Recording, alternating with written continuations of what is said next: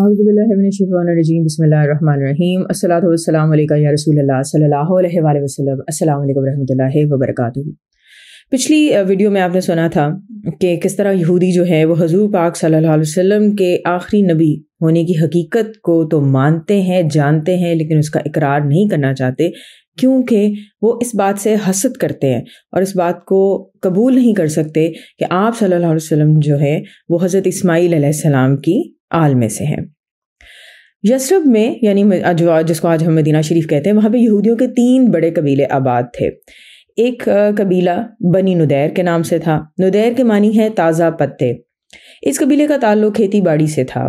یثرب میں موجود باغ سب سے زیادہ ان کی ملکیت میں تھے، اور یہ یہودی دین اختیار کرنے کے بعد جبل ندیر پر آباد ہوئے تھے، اسی لیے انہیں بنی ندیر کہا جاتا تھا، اور یہ لوگ عرب قبیلے بنی اوس کے اتحادی تھے۔ اور بنی ندیر کا یہ جو قبیلہ ہے یہ یہودیوں کا سب سے معزز ترین قبیلہ مانا جاتا تھا۔ اس کے بعد دوسرا بڑا قبیلہ بنی قریظہ کے نام سے مشہور ہے۔ قریظہ جو ہے وہ ایک درخت کا نام ہے جس کی چھال چمڑا رنگنے کے کام آتی ہے۔ اس قبیلے کا کام یہ ہے کہ یہ چمڑے کی مصنوعات سے متعلق تمام کام جانتے ہیں اور وہ کام کرتے ہیں۔ قریظہ جو ہے حضرت ہارون علیہ السلام کی اولاد میں سے ایک کاہن ہے، اس کی اولاد میں سے ہے۔ اس کے بعد جو تیسرا قبیلہ ہے وہ ہے بنی کینکا۔ کینکا کا مطلب ہے سونار، یعنی سونا بنانے والے۔ اس قبیلے کا پیشہ جو ہے وہ یہ ہے کہ یہ سونے کے زیورات بناتے ہیں، اس کے علاوہ ہتھیار بناتے ہیں اور یہ چیزیں بیچتے بھی ہیں۔ بنی کینکا اور جو ان کے باقی قبیلے ہیں بنی قریظہ اور بنی ندیر، ان لوگوں کے درمیان آپس میں کچھ اچھے تعلقات نہیں ہیں۔ جس طرح باقی جو پہلے 2 قبیلے میں نے آپ کو بتائے ہیں وہ بنی اوس کے ساتھ ہیں، تو کینکا جو ہیں وہ بنی خزرج کے اتحادی ہیں۔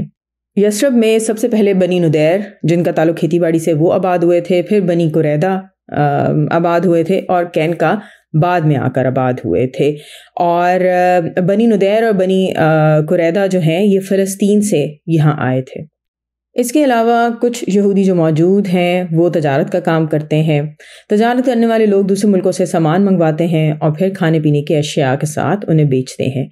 اس زمانے میں جو بینکاری ہوتی ہے، جیسے قرض دینا لینا، یہودی یہ کام بھی کرتے تھے۔ جب رسول پاک صلی اللہ علیہ وسلم کا وصال ہوا تھا تو اس وقت آپ صلی اللہ علیہ وسلم کی زرع بکتر ایک یہودی کے پاس تھی، جس کے بدلے میں آپ صلی اللہ علیہ وسلم نے یہودی سے اپنے گھر والوں کے لیے جو خریدنے کے لیے قرض لیا تھا۔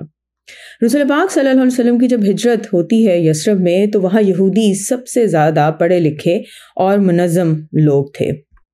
یہاں پر رسول پاک صلی اللہ علیہ وسلم کی ہجرت سے کوئی 5 سال پہلے جو عرب قبیلے تھے اوس اور خزرج، ان میں ایک بڑی لڑائی ہوئی تھی جسے جنگ باس بھی کہا جاتا ہے۔ اس جنگ میں بنی کینکا جو تھے وہ بنی خزرج کے حمایت میں لڑے تھے، اور بنی ندیر اور بنی قریظہ نے اس جنگ میں بنی کینکا کے لوگوں کو بہت بے دردی سے قتل کیا تھا۔ بہرحال یہ کچھ ہسٹری تھی یثرب میں آباد مختلف یہودی قبیلوں کی۔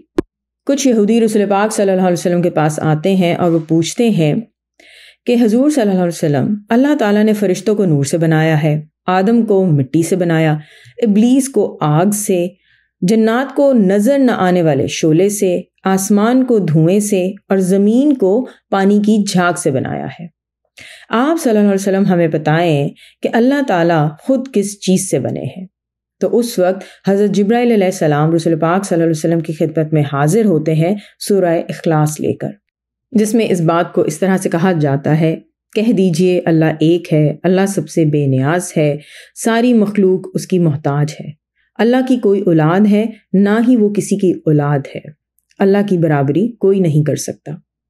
کچھ تاریخ دان یہ بھی کہتے ہیں کہ انہوں نے رسول پاک صلی اللہ علیہ وسلم سے سوال کیا کہ بتائیے آپ صلی اللہ علیہ وسلم کا رب کس چیز سے بنا ہے، کس دانے سے بنا ہے، سونے سے، لوہے سے، چاندی سے یا پیتل سے؟ اللہ تعالیٰ کیا کھاتے پیتے ہیں؟ اللہ تعالیٰ کو دنیا کس سے وراثت میں ملی ہے، اور اللہ تعالیٰ کے بعد دنیا کا وارث کون ہوگا؟ کچھ تاریخ دان بتاتے ہیں کہ مکہ میں بھی عرب رسول پاک صلی اللہ علیہ وسلم سے یہ پوچھتے تھے کہ آپ ہمیں اپنے رب کا نسب بتائیں، یعنی خاندان، ذات پات، کیونکہ عربوں میں یہ بات بہت اہمیت رکھتی تھی کہ اگر کسی کی کوئی ویلیو آپ نے معلوم کرنی ہے، اس کی اہمیت معلوم کرنی ہے، تو پہلے اس کا نسب پوچھا جاتا تھا۔ اور ہر بار اس طرح کے سوالوں کے جواب میں سورہ اخلاص نازل ہوئی۔ بعض تاریخ دانوں کا یہ بھی خیال ہے کہ سورہ اخلاص مکہ اور مدینہ شریف میں کئی بار نازل ہوئی۔ الصلاۃ والسلام علیکہ یا رسول اللہ صلی اللہ علیہ وآلہ وسلم۔ السلام علیکم ورحمۃ اللہ وبرکاتہ۔